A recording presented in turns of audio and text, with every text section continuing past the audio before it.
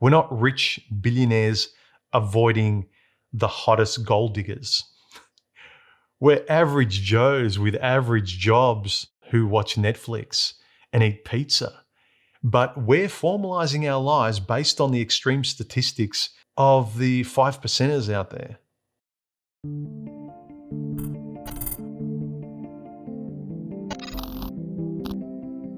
Again, I'd like to pull things back to the reality of your own life.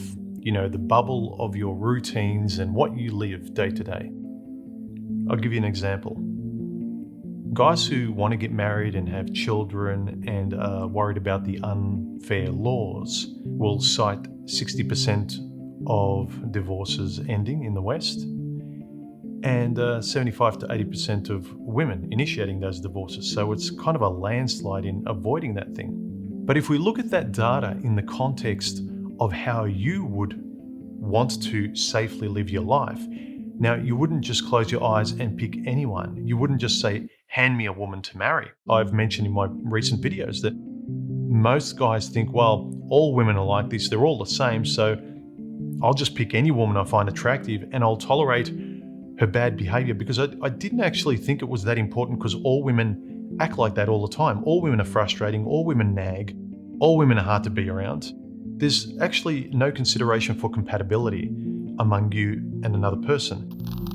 But when it comes to intimate relationships and romantic ones today, we believe the checklist out there, and there's no gray area of you, which is where you reside in your life. You don't live as a cookie cutter, which I hope you don't, because they're pushing us to live like cookie cutter men.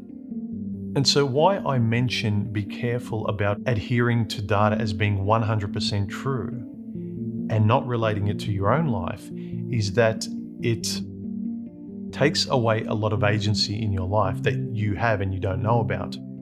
For instance, consider the stats of, say, the anxiety and the levels of danger in the business and red light district of a major city. You know, it might be, I'm pulling off the top of my head, might be sort of, 70 to 80%, right?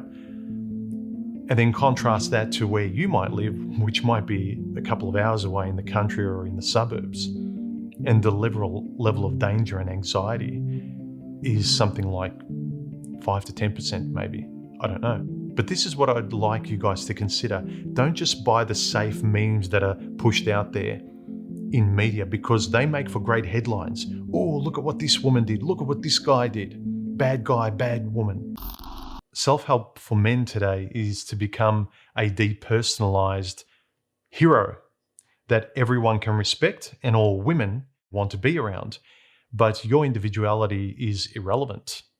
And you almost don't have to worry about the burden of your personality. Just be a cookie cutter. And that's very, very dangerous, because the moment life puts you out of a prescribed script, which is most of the time, if you're trying to be conscious in what someone says and how to react in real time, the way I'm speaking to you now, the moment you're asked to think in real time, you can't. You haven't got a script to go to. You're kind of lobotomized. You don't know how to speak. You don't know how to make decisions. So it's attractive as an instinct to say, I'll just be a cookie cutter. I won't have to think. And then I'll get the superficial rewards of a hot, empty bimbo, and I'll have a lot of money, and I'll drive this fast car, and I'll be rich. And women will be like, oh, I won't have to cook, I won't have to clean, I won't have to be responsible for anything. I'll just be pretty and I'll get all this other superficial stuff. Yet both men and women, they end up alone all the time because it's not satisfying past a very short amount of time. Note that all the very transient, superficial, really quick moments where we get little buzz in life, where guys are watching online and getting off on that, or women are going shopping and getting off on that, those moments in life don't sustain you. Long-term life is the intimacy where you're yourself, you relax, you can talk, you express yourself, but no one wants to. And that part of most of everyone isn't shown, isn't shared. We don't connect with each other. And we even close it off to ourselves, that so much so that when we're at home alone, if we're not sort of being social, we don't know what to do with ourselves. I think that's a main reason why so many of us, we plug into our phones as a way of not being alone with ourselves. It's a way of avoiding people while curating an imaginary social life while you're alone, if that makes sense. And again, please subscribe if you can. It does me a big favor. Thanks. The data they tell you to believe today, the statistics, that no one bothers to actually investigate how they got it, who paid for it, and the details of it. They just take it as a given because it's shared by the news, it's shared online in slick formats, and so it must be true, and I'm too lazy to investigate. I'll just take it as a given truth. You just give me the serious axioms I'm supposed to believe in because I've got too much other fun stuff I'd rather do. The danger is data that's absolute for you without the context of your life is used to push you in a direction that you often can't come back from because you spend years and decades of your life living there without looking how it might apply to your life, and often it doesn't. How many people are still in jobs that the 18-year-old them picked for themselves? How many of us have believed in something where we needed it? Say we went through something bad like a horrific divorce and you found a corner of male self-help online. And that really helped you at that moment, but you're still stuck to it 10 or 20 years later, and you've been sleepwalking. Similarly, the data and the statistics out there that might be generally true, but if you're not looking at them specifically at how they relate to your life, and how a lot of the exaggerated statistics may not even touch you ever. So what I'm saying is to pay attention to the reality where the data and statistics apply in your life, given how you live your life, if you're an introvert, an extrovert, whether you want kids or you don't want kids, how much you can stand up for yourself compared to how much you can't. Because if your natural disposition is, if you're quite confident to say no or yes when you mean it, compared to someone who can't, and you live in an environment that's very kind of manipulative or dangerous to you. And so those statistics are better to actually pay more attention to.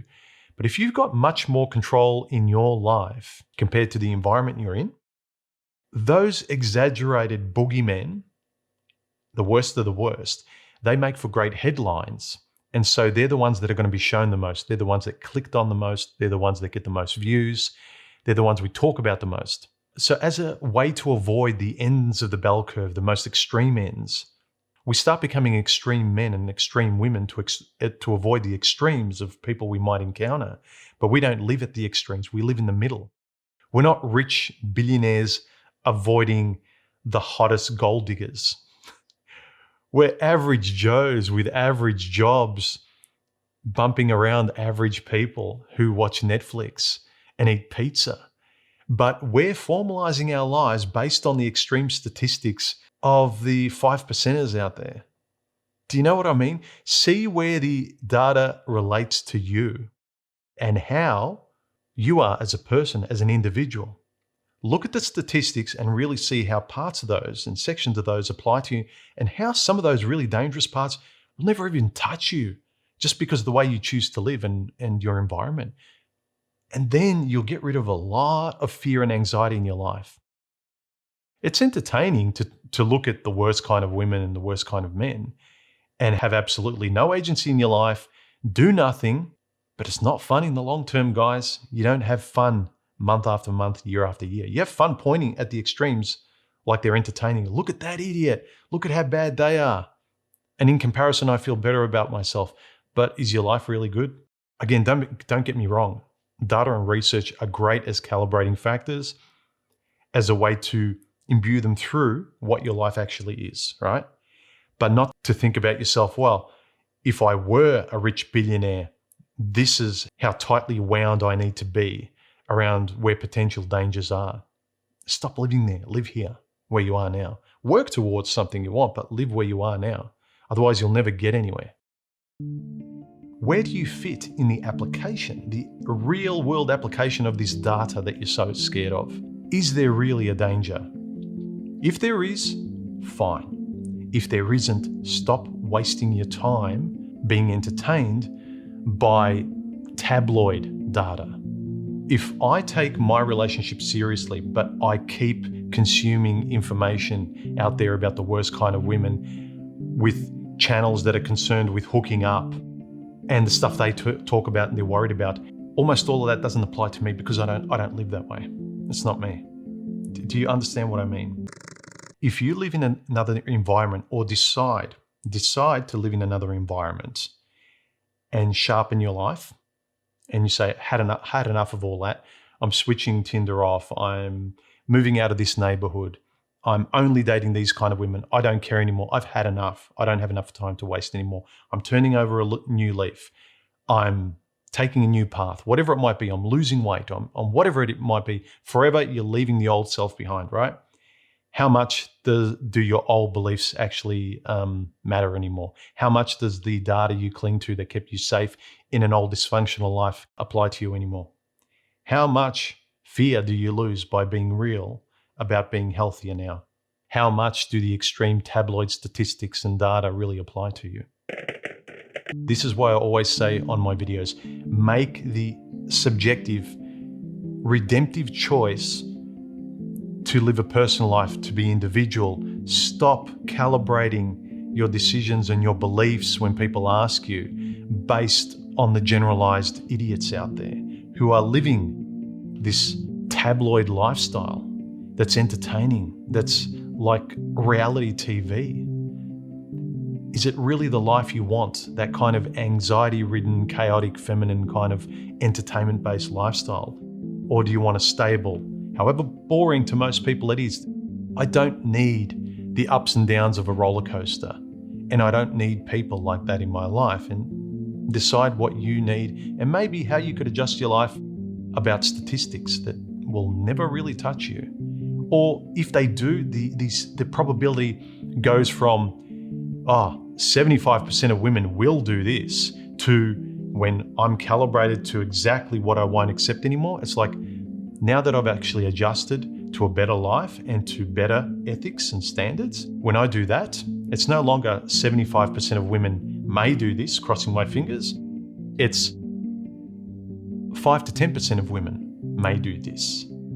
So I've got like about 90% better sleep and freedom and autonomy.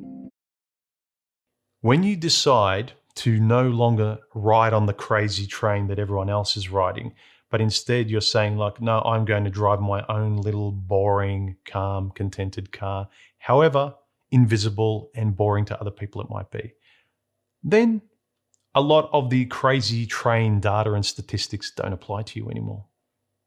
And I know a lot of you guys will resist me on this, but I'm very much subjectively living much more than I see a lot of guys do that say, human, LOL, this will happen to you. No, it won't. People told me years ago when I showed my channel how I would lose my job, how all this bad stuff would happen to me, and it doesn't. You think, what will happen if such and such find out? What will my family think? What will my employer think? What will happen to my life? Nothing will happen. We are so beholden to the validation of the world out there. We so want to live by their standards that we don't adopt our own. We don't live in our own world. No one cares. Live in your own world. Like, publish and say and do and be and express who you are. You'll find people. You'll start to connect with people that are more in line with you. Instead of adopting standards out there with people you don't actually associate with and you don't really respect. Drive your own car, get off the crazy train, guys, and stop listening to the tabloid data and standards if they don't actually apply to your world as much. See how much they do apply and how much they don't. So I hope that was food for thought. Let me know your thoughts in the comments section if some of you guys have noticed that when you no longer want to be the person you were before, you've changed it in a big way, how a lot of the fear and the stuff you really believe was certain if I did A, this would happen. And then when you actually change your own ethical standards and your own moral philosophies in really important ways that made your life better, then there was less fear and less chance and almost sometimes no chance of that ever happening again. Let me know your thoughts in the comments section. Subscribe, like. If you appreciate my videos, please consider donating. I appreciate you guys who have, and I'll see you in the next video. Have a good week, guys. Bye. Interesting. Watermelon aloe vera. I don't know what I think about this.